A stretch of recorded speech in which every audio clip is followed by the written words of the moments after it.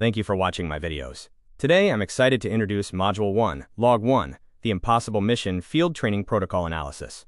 Even decades after its original run, the television series Adam 12 remains remarkably relevant to modern field training officer FTO processes and organizational development. To help you better understand these concepts, I have developed a series of slides and videos that will illustrate the core principles. I've included a link below, so you can watch the series yourself. I encourage you to explore it, as you may discover insights or details that I might have overlooked. Let's move on to the next few slides, so we can have a productive discussion about how FTO programming can strengthen your organization. Before we start, let me ask you, what is your definition of a field training officer? To put this into context, at Citizen Guard Agency, our definition is highly specific. We define an FTO as an individual who, while not an official member of management, assumes a critical supervisory role. They act as a direct, living extension of the training academy. The FTO is responsible for overseeing the final phase of certification. This is the ultimate proof of concept, the moment a new cadet crosses the threshold from classroom theory to realistically executing the work they were trained to do in the field. This framework isn't limited to public safety. It applies to any workforce where an employee completes a journeyman process leading to full certification. Depending on your specific organizational standards and protocols, this critical final phase of field training can last anywhere from a single month to a full year. Many people mistakenly believe that once a recruit graduates from an academy, whether it's police, fire, corrections, or security, they are fully prepared and certified for the job, with no need for further training.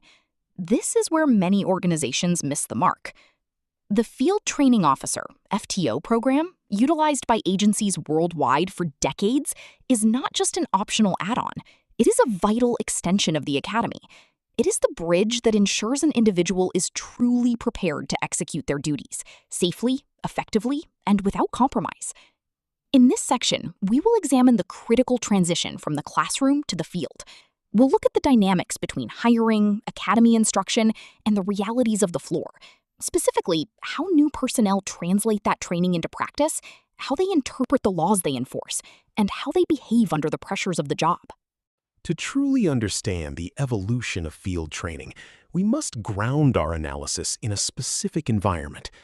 We are using the Los Angeles Police Department of 1968 as our framework. By stepping into this setting, we can observe the critical interplay between veteran officers and new recruits. This wasn't just about tactical instruction. It was an environment defined by the strict implementation of policy and procedure. As we look at these scenes, pay close attention to the unspoken expectations, not just those mandated by the organization, but the professional standards demanded by the veteran officers themselves. This dynamic created a specific culture of accountability. By deconstructing how these expectations were communicated and enforced in 1968, we can identify the essential components needed to build a successful, modern field training environment. Now, we turn our attention to the human cost of the badge. Consider the veteran officer on the verge of resignation, reeling from a tragic incident in which his rookie partner was killed in the line of duty. This scenario forces us to confront the heavy burden of mentorship. Even when an officer is facing profound personal reservations and the trauma of loss, the responsibility to provide guidance remains. It highlights the absolute necessity of clear communication and the mandate to set a professional example, regardless of one's own internal struggles. We will examine how the organization manages these crises and how the expectations of the agency intersect with the personal resilience of the veteran. This is where we see the true value of the FTO program, not just as a training tool, but as a framework for professional survival and institutional continuity. Let's define our learning objectives for this module. We are focusing on three critical areas. First, the role of the field training officer. We will define what an FTO is and pinpoint exactly where they sit within the organizational hierarchy. Second, incident management. We will analyze how both the organization and the new recruit, whether in law enforcement, corrections, or private security, function within a live incident management process. Finally, tactical decision-making. We will evaluate the expectations placed on new personnel by both the organization and veteran staff. We will break down the key performance outputs and behavioral expectations required to ensure that a new employee operates effectively and safely in the field. By the end of this analysis, you will have a clear framework for how these elements combine to build professional competence and institutional success. In this first log, we are analyzing 4 specific incidents from Adam 12: a public disturbance at a liquor store, an emergency response, and a shooting in a public park. As we walk through these scenarios, we will dissect the real-time responses of both the field training officer and the rookie. I encourage you to follow along closely with the footage. By observing their interactions, you will gain a deeper understanding of the vital role the FTO plays in high-pressure situations. Watch for the nuances in their decision-making and communication. These aren't just elements of a television drama. They are classic examples of the professional standards and organizational expectations that remain central to our work today. See if you can identify the key lessons that shaped this training model, and perhaps spot details that illustrate the historical context they were working to convey.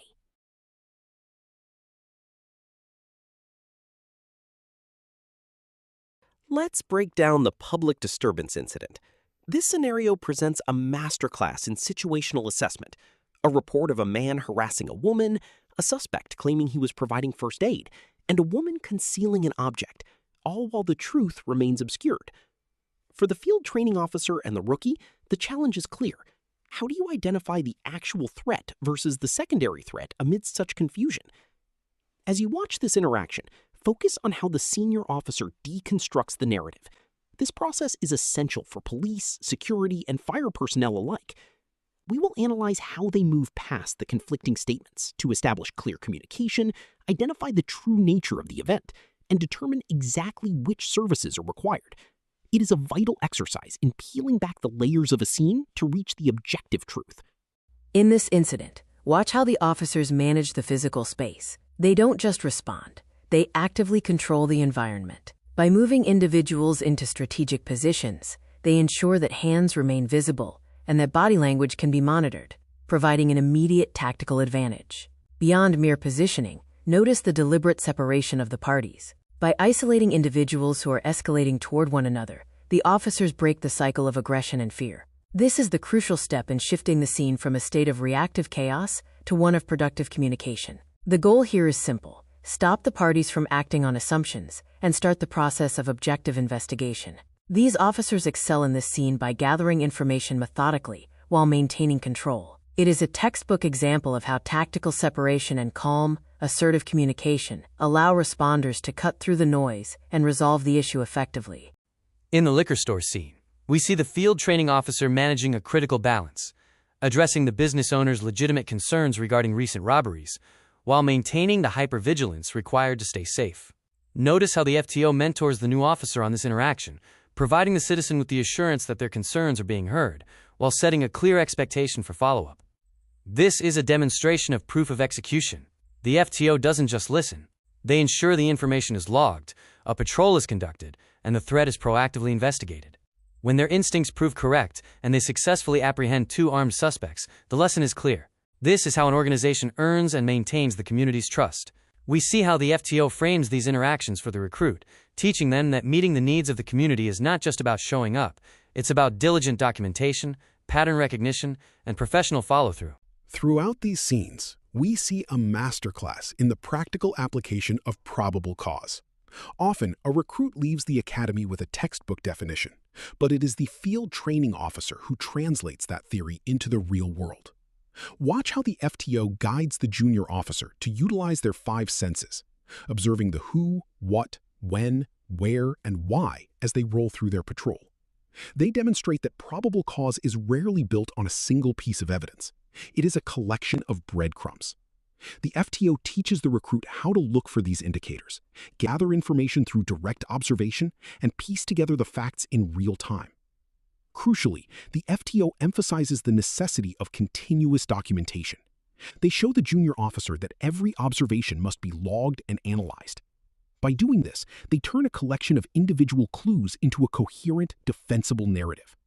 This is the difference between acting on an assumption and acting on solid, established facts, a distinction that defines professional excellence in law enforcement and security.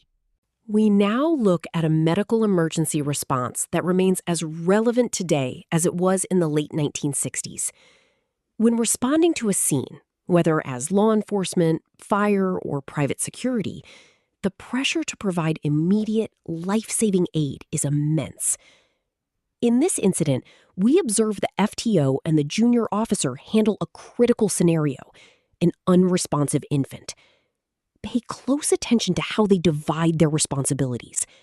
The FTO manages the life-saving medical intervention, while simultaneously directing the junior officer to stabilize the parents. This tactical delegation is vital. By shielding the family from the immediate intensity of the medical procedure, the junior officer allows the FTO to focus entirely on the child. While some medical protocols seen here may be antiquated, the core expectation remains the same: sincere, dedicated effort.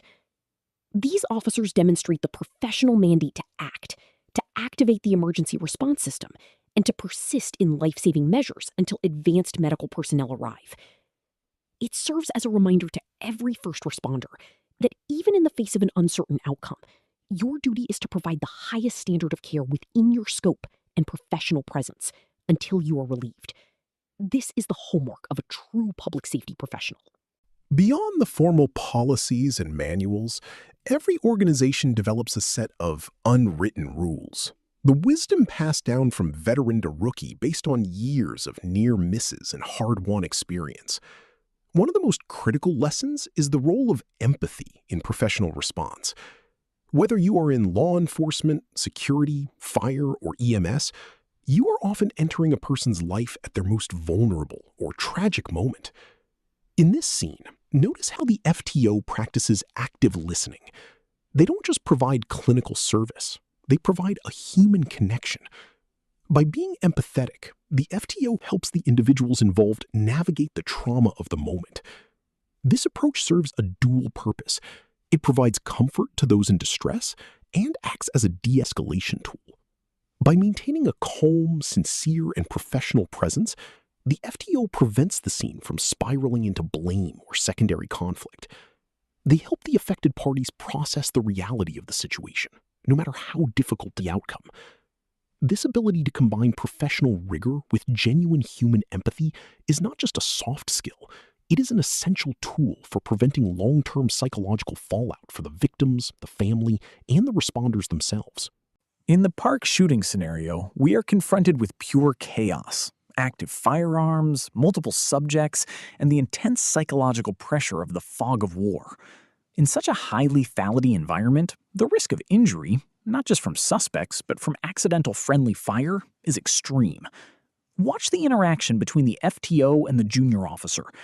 When the senior officer commands the recruit to hold a specific, advantageous position, they are relying on hard-won, militaristic experience. They understand that crossing a tactical line in the heat of a shootout can lead to catastrophic consequences. The junior officer, driven by adrenaline and a personal interpretation of the situation, may be tempted to break protocol. This highlights a universal challenge. How do we manage the impulses of new staff? This scene underscores why the veteran's presence is non-negotiable. It is not about stifling the recruit, it is about saving their life. The FTO must remain closely connected to the junior officer to correct common, deadly errors before they happen. This scenario serves as a stark reminder that in a lethal encounter, experience is the ultimate safety protocol. It is a sobering reality that, despite decades of experience, and even after the devastating school shootings we have seen over the last 10 years, the fundamental question remains: when do we act?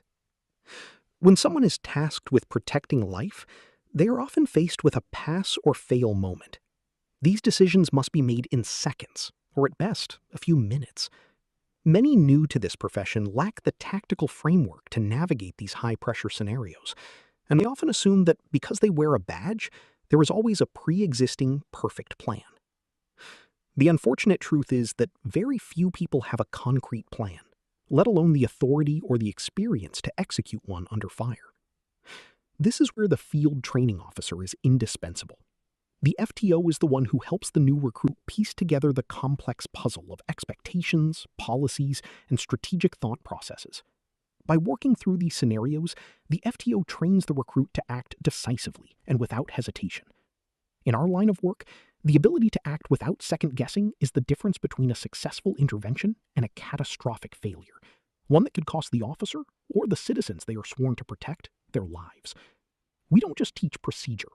We build the mental fortitude required for immediate, effective action. Many people overlook the most powerful asset in the field training officer process, the opportunity for dialogue. Whether you are in security, fire, or law enforcement, the job is rarely meant to be a solo effort. The FTO process creates a unique environment where a recruit is encouraged and expected to seek input, offer a different viewpoint, and pressure test their decisions against the experience of a partner. When two individuals, even those who are like-minded, approach a situation with different backgrounds, cultural upbringings, and experiences, the result is a stronger, more refined interpretation of policy and law. By actively engaging with your partner, especially in FTO, you aren't just following orders, you are collaborating to reach the best possible outcome. This is critical. We must open ourselves to the perspectives of others. When a recruit feels empowered to voice their interpretation of a policy and receive expert feedback, they stop relying on limited, individual assumptions. They begin to think critically and collectively. Ultimately, the FTO isn't just there to supervise. They are there to help the recruit expand their mind and ensure that every action in the field is backed by the strength of shared professional wisdom. Returning to the park shooting incident, we see Officer Reed disregard his FTO's direct commands. This isn't just a failure of obedience. It is a breakdown in perception and tactical alignment. Crucially, we must also look at the FTO's response. He was driven by a deep-seated fear that his partner's actions would prove fatal. This forces us to acknowledge a difficult reality. The FTO-Reed relationship is rarely perfect. There will be friction, and there will be moments where communication breaks down. The key is how that friction is managed. We must distinguish between real-time admonition, the immediate correction needed for safety, and the professional post-incident assessment delivered to supervisors. This is where the FTO's role becomes truly critical. They must be able to move past personal frustration and provide an honest, objective evaluation of the recruit's performance and development needs. Whether in police, fire, or corrections, this debriefing loop is non-negotiable. It allows the FTO to communicate their expectations to management, ensures that unsafe behaviors are not repeated, and keeps the mentorship focused on growth rather than resentment. A healthy FTO program creates a space where both parties can be held accountable, standards are maintained, and the mentorship remains continuous, regardless of the challenges faced in the field. The very beginning of Adam 12, Log 1, we see a foundational lesson, the criticality of radio communication. The FTO doesn't just list equipment, he explains the cadence, the tone, and the rhythm required for effective transmission. These protocols are not just words on a page, they are a living language. When we communicate over the radio, we are essentially using a form of human encryption. It's a specific, disciplined way of speaking that validates identity and ensures that critical information is transmitted clearly between field units and dispatch. This is the heartbeat of any police, fire, or public safety operation. Beyond the radio, we see the importance of nonverbal communication. Maintaining eye contact and recognizing subtle cues are tactical advantages. When you develop a shared language, both vocal and visual, with your partner, you create a professional shorthand that outsiders won't understand.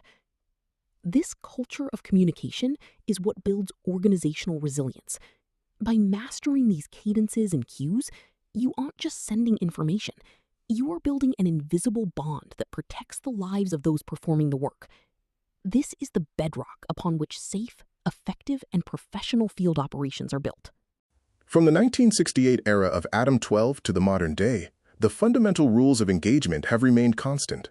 While technology and terminology have evolved, the necessity of the chain of command has not. We have all seen, and we have all learned from incidents where officers disregarded protocol or ignored direct commands from dispatch or leadership to terminate a dangerous pursuit. These moments prove that information in the field is often incomplete, and leadership, viewing the larger unfolding situation from the command channel, is essential for making high-stakes decisions that prioritize public safety. The continuity of the chain of command is the bedrock of professional discipline. This is where the field training officer is most vital. The FTO is not just training a recruit in tactics, they are instilling the spirit of leadership and the absolute necessity of following the chain of command. When an FTO directs a junior officer to stand down or follow a specific protocol, they are doing more than enforcing a rule. They are protecting lives. True professionalism lies in the understanding that the continuity of command is a living, breathing requirement for survival. By teaching recruits to respect that chain and trust in that structure, we ensure that every action taken in the field is part of a larger, coordinated effort to save lives. Precision in language is not a luxury. It is a professional requirement. Slang, generational jargon, and imprecise terminology are more than just bad habits.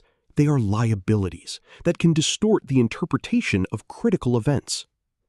Effective communication must be ingrained from the earliest stages of education, refined throughout the training academy, and strictly maintained for the duration of a career. This is a primary responsibility of the field training officer. An FTO must enforce the use of clear, plain language that leaves no room for ambiguity. We must understand that every word transmitted over the radio or spoken in the field is destined for a broader audience. It becomes part of the official record, potentially surfacing in courtrooms, documentaries, or historical accounts long after a career has ended. You are creating a permanent record of professional conduct. While public safety organizations often utilize codes to convey urgency and immediacy, codes should never replace clarity. Whether you are calling for backup or reporting a status, the goal is always the same: to relay information with command authority. By demanding proper etiquette and plain language, the FTO ensures that the organization speaks with a unified, professional voice, one that stands up to scrutiny and serves the public with precision and integrity. Everyone understands that risks are inherent to any workplace. Just as a professional chef intimately understands the hazards of a kitchen, public safety professionals in law enforcement, fire, security, and corrections must master the risks of their own environment. This level of expertise requires more than just basic training. It requires the development of acute situational awareness. It is the ability to scan, identify subtle cues, and recognize the red flags that precede a threat. Think of a young infantryman on the battlefield. Their survival and the success of the mission depends entirely on the guidance of their non-commissioned officer, someone who has lived through the hazards and can teach them how to read the terrain. The role of the field training officer is identical. Whether you are walking a beat, patrolling a floor, or responding to a call, the hazards are constant. The FTO is the mentor who accelerates the recruit's ability to read the environment. They don't just watch, they teach the recruit how to spot a potential hazard, calculate the risk, and employ the proper response before a situation spirals out of control. It is this transfer of experience, this ability to turn raw instinct into refined situational awareness, that ensures the safety and professional effectiveness of every new officer. We must address the stigma surrounding mental health and public safety. Too often, the fear of professional liability or perceived weakness keeps people silent. But in reality, ignoring the psychological toll of this work is the greatest liability of all. The field training officer plays a critical role in changing this culture. An FTO should facilitate honest, transparent conversations with new employees about the realities of the field. This isn't just about safety protocols. It's about checking in on their mental well-being and how they are processing the high-stress incidents they encounter. As an FTO, sharing your own insight is one of the most powerful mentoring tools you have. Be frank about how you manage the pressures of the job. Guide them toward official channels like human resources and professional support when necessary, but also share the human side of the profession. Talk about the importance of life outside the badge, your hobbies, your outlets, and the steps you take to disconnect. Help them understand that while their career is significant, it does not define their entire existence. By modeling this balance, you help them build the resilience required to sustain a long, healthy career. We aren't just training officers. We are helping them build lives that can withstand the demands of this profession. Upon completion of these modules, Citizen Guard Agency will provide you with a structured method for evaluating your new employees, whether they are in police, security, corrections, or fire services. The core of this system is the performance diary. From the first day of recruitment and throughout the academy, through graduation and the final field training officer phase, this document tracks the trajectory of the official. The FTO process does not exist in a vacuum. It must complement and reinforce every piece of training provided since the day of hire. This diary serves as a vital record, capturing the specific strengths and weaknesses of the individual to ensure targeted professional development. Let me be clear, this document is not a weapon to be used against the employee. Rather, it is a tool for their success and a necessary legal safeguard. By maintaining this rigorous, documented process, we prove that our personnel were trained to the highest standard, identified in their development, and supported throughout their career. In a legal environment, this diary is your strongest evidence, demonstrating that your organization did not just send a person out to work, but instead facilitated a professional journey, rooted in accountability, assessment, and proven competence. Thank you for joining me. This is just the beginning. We will analyze Adam 12 from Season 1 through its 7-year run. My goal is to use this series as a living case study to refine FTO processes for the entire public safety community. I encourage you to use the link below to watch these episodes yourself.